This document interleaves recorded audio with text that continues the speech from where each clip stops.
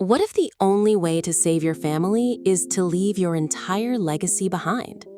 While fans spent years watching the Dutton family fight to protect every single acre of their massive ranch, the expanding universe has officially shifted its entire layout with the debut season of Marshals.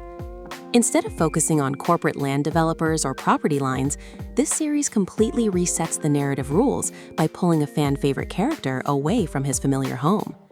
The first season introduces a devastating loss that permanently shatters the main character's life before placing him in the middle of a high-stakes law enforcement war across Montana.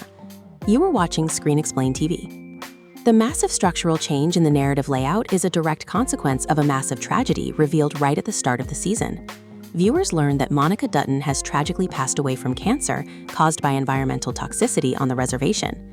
Because Casey Dutton is left completely broken by his wife's death, he can no longer bear to stay at the Yellowstone Ranch.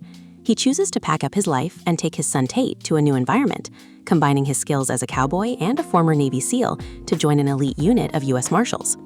Consequently, this career shift alters how justice is handled in the region. Casey is immediately paired up with a highly tactical team, including his new partner Pete Calvin, alongside elite agents Belle Skinner and Andrea Cruz.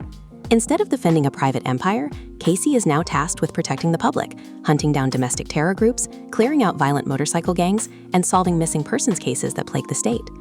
This new job layout directly impacts the delicate relationship between local authorities and the Broken Rock Reservation. Because a dangerous anti-government militia begins targeting the area with explosive bombings, Casey is forced to constantly coordinate with Chief Thomas Rainwater and his trusted advisor, Mo.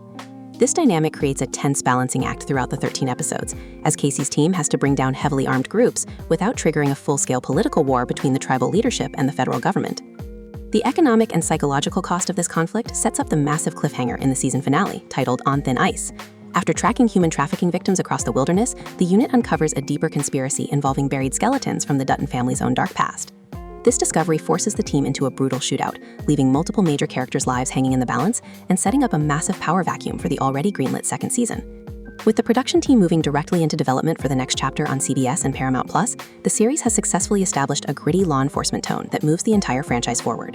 Can Casey completely escape the dark curse of his family name, or will his dangerous new position as a U.S. Marshal only bring more violence to the people he has left?